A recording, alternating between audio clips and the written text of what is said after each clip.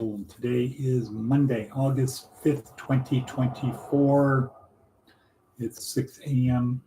here in Eastern Nevada, Nye County, Pahrump or Pahrumpertucky, you choose.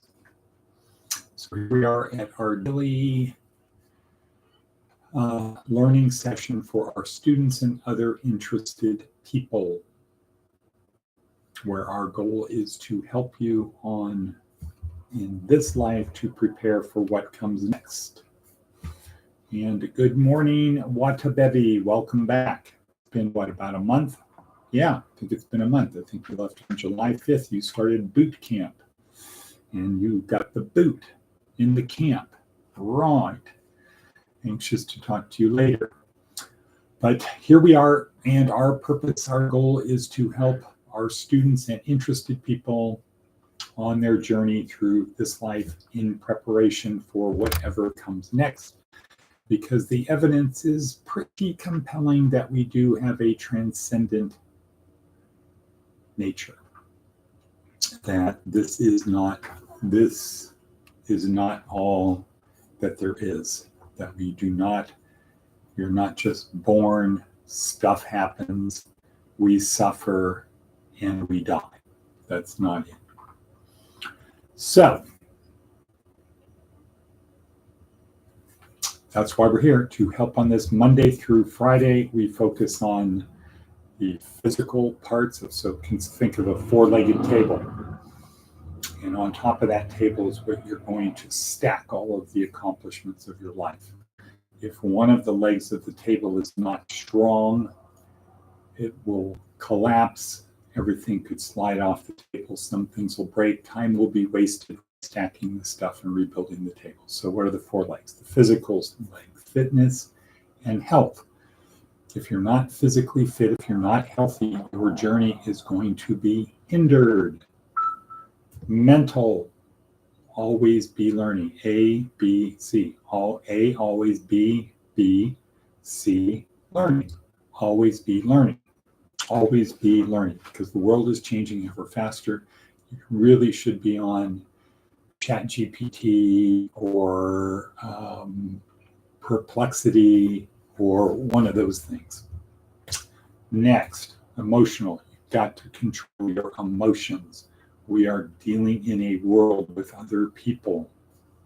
You cannot let other people control your emotions. So as we say, don't worry. If you can't control your emotions, don't worry. Somebody else will, and they'll probably take you out of the game. Yes, Maticus, Fun Atticus, Watabevi is back. Excited, happy, hopefully better than ever after her experience and her new life in Jacksonville. And then the fourth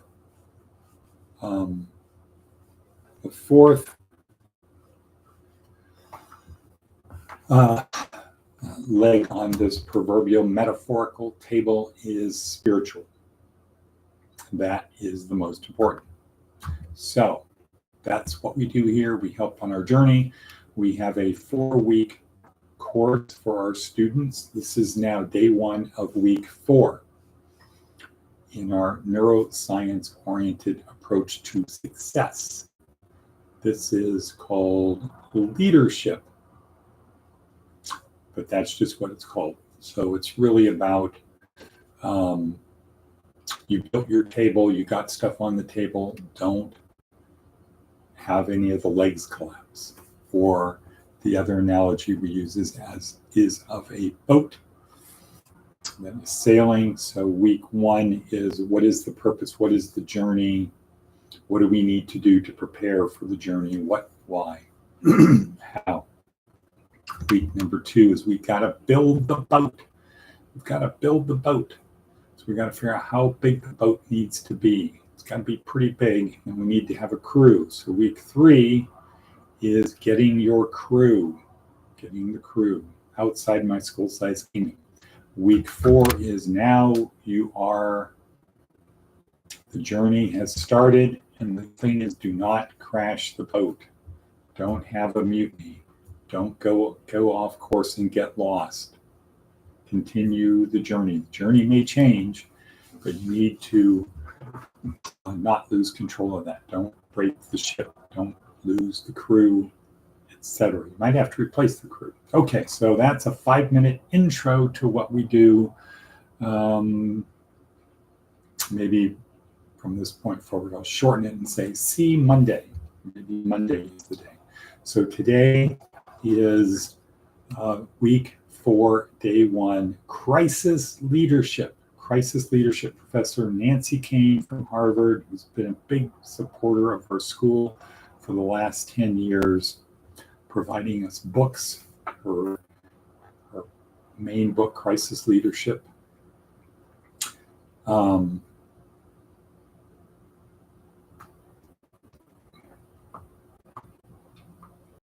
Today is crisis leadership. Think in terms of leadership on a spectrum, crisis to pure. Everything's going wrong, nothing can go wrong. So today, crisis leadership. Tomorrow, pure leadership. Nancy Kane, using examples of Abraham Lincoln and Ernest Shackleton.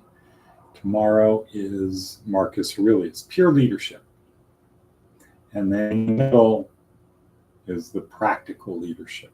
Some days are good, some days are bad. How do you keep going? So we focus on Ignatius of Loyola through those 3 days and along with Stoicism. So today is about crisis leadership. How do you keep going when things are bad? But our meme for today, our meme of the day is talent versus discipline. How important is talent? How important is discipline? What's the most important? So we're going to talk about that. Advice from an 80-year-old. Begin each day with some of your favorite music. Or as they say in Costa Rica, música radical. How do you do that? What is some of your, begin each day with some of your favorite music. Let's see, what is Seth Godin talking about today on our worksheet, which is attached down below. Please subscribe, like, click on the bell, share, you know the thing. Learning in August. What better time? Every day for a month, and you can learn a skill you'll have forever. Beach reads are a very fine way to chill out. But time spent to learn a skill is a fine way to take advantage of a quiet time. My brand new course on strategy is now live. It's 30% off this week. If you use this link, I've workshopped it with 300 people around the world, and we're finding it powerful and effective. More than 40 video lessons. It's the basis for my new book out in October. And I'm also bringing back a discount on my most popular course, the marketing seminar with 9,000 students on Udemy only in August. Also, here's a shorter course on value creation and the process of figuring out which projects are worth doing. You can see the 8 most popular courses here. Learning, ABC, always be, B, C, learning, always be learning. Learning creates possibility. Once we learn to see how the world works, we can show up to make things better. Aha. So you got that. Look that up in your Funkin' Wagons, as Dick Martin would say. Okay, so here we at. Talent versus discipline. Talent versus discipline. Well, clearly it's discipline that wins the day, but the best is somebody with talent and discipline. That's where the superstars are. Talented people with incredible discipline. They are slightly more talented, but extremely more disciplined. Often what happens to talented people, you start out talented, they peak out, P-E-A-K, not P-E-E-K, P-E-E-K, P-E-A-K, peak out. They hit a peak too early. They got too good when they were young, and then they looked around and said, yeah, I'm better than these other guys. I don't really have to put in as much effort that they do because I'll always succeed, exceed. It's like running a race. If you're out in front, you set the pace, right? If you're not out in front, somebody else is setting the pace. And the strategy could be stay close enough so that when you get to a certain point, you can accelerate past them and win.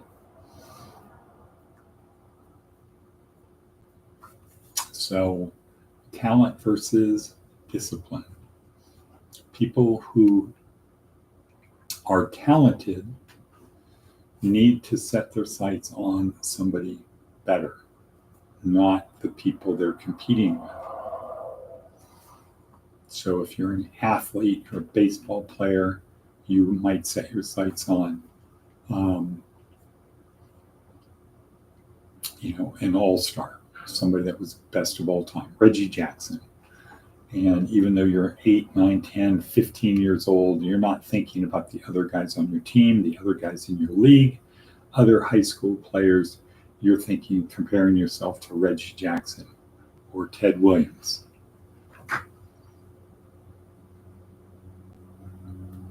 Talent versus discipline. Discipline always wins. And if you're not that talented, but you have a tremendous amount of discipline, you will always beat the mediocre person. The lower down you go in terms of talent, the more important discipline becomes. And somebody who's highly disciplined but without a lot of talent can beat talented people with no discipline. Because it's the tortoise and the hare, right?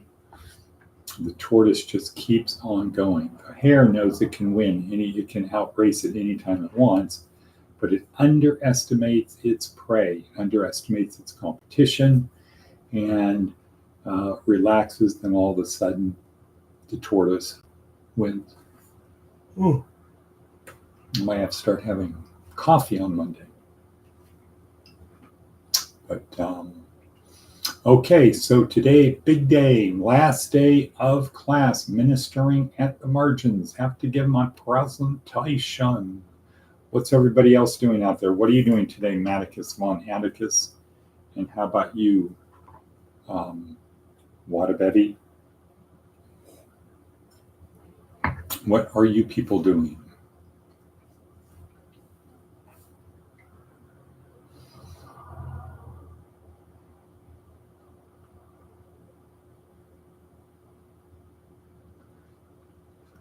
Let's see, probably nothing major. So here we're talking about discipline, job hunt, getting interview closed, going to a meeting. Good. So, Wadabevi, hopefully you are in contact with your people, your mother, Catman Joe, etc.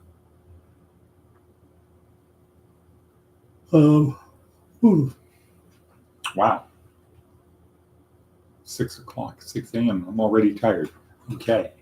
So yesterday was a big day. This weekend was a big weekend. We did the delivering water to people out on the hill. A, B, we were what? Breakfast in the park.